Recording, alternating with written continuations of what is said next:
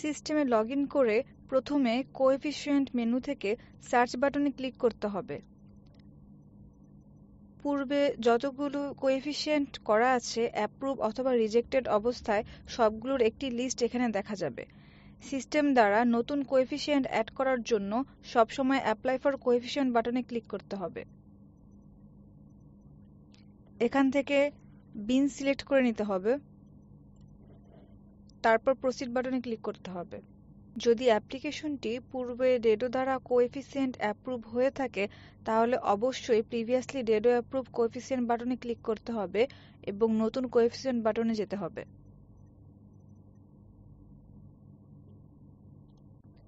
অ্যাপ্লিকেশনটা ক্রিয়েট হয়েছে এবং অ্যাপ্লিকেশনের 3টি স্টেপ রয়েছে। প্রথম স্টেপে ইনফরমেশন অফ বন্ডার, এখানে বন্ডারের প্রোফাইল দেখা যাবে যেটা অনলি ভিউ মোডে আছে। স্টেপ 2তে information of finished goods, coefficient add করতে গেলে step 2 information of finished good বাটনে ক্লিক করতে হবে।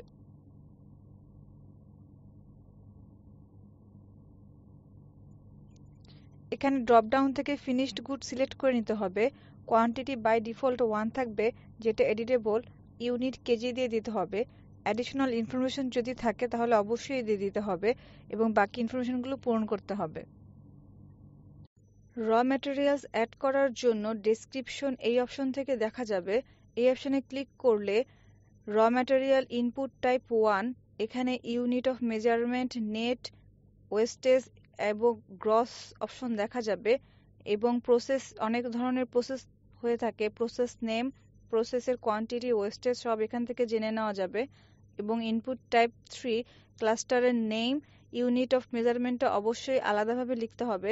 নেট, ওয়েস্টেজ, গ্রস একটা কলামে থাকবে।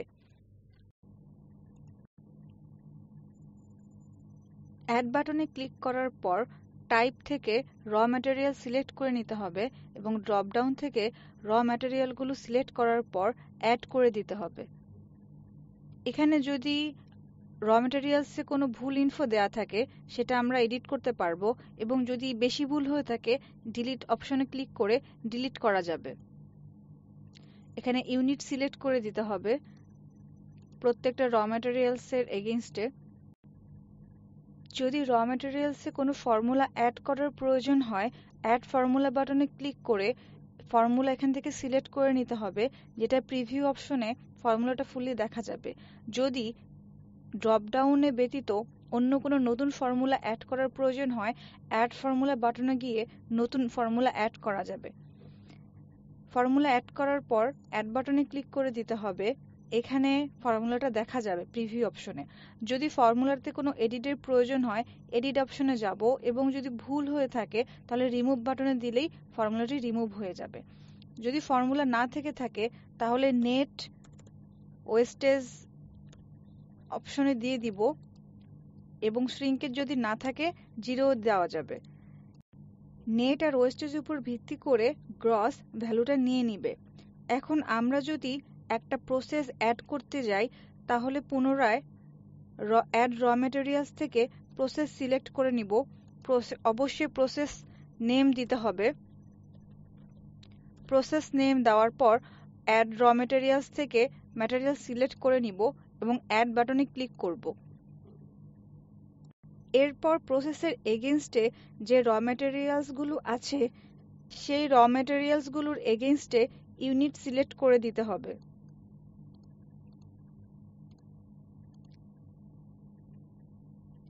যদি কোনো ফর্মুলা থাকে তাহলে এখানে ফর্মুলা অ্যাড করব অথবা নেট ওয়েস্টেজের অ্যামাউন্ট দিয়ে দিব এবং সিস্টেমে নেট ওয়েস্টেজের উপর ভিত্তি করে একটা গ্রস অ্যামাউন্ট দেখিয়ে দিবে।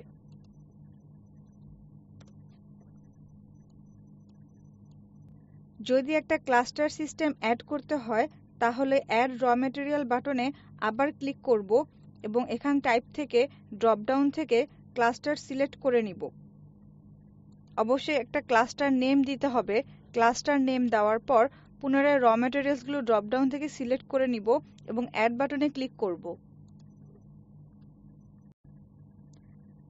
এখন ক্লাস্টারে যেহেতু র ম্যাটেরিয়ালের আলাদা কোয়ান্টিটি থাকে কোয়ান্টিটি ইনপুট দিয়ে ফেলবো এবং একটা সিঙ্গেল ইউনিট থাকবে যেখানে ইউনিটটা কেজি দিয়ে দিতে হবে। ওয়েস্টেজের পরিমাণ এবং শ্রিঙ্কেজের পরিমাণ দিয়ে দিলে গ্রস অটো অ্যামাউন্টটা সেট করে দিবে। এখন এই ইনফরমেশনগুলো সেভ করার জন্য সেভ বাটনে ক্লিক করলেই ইনফরমেশনটি সেভ হয়ে যাবে।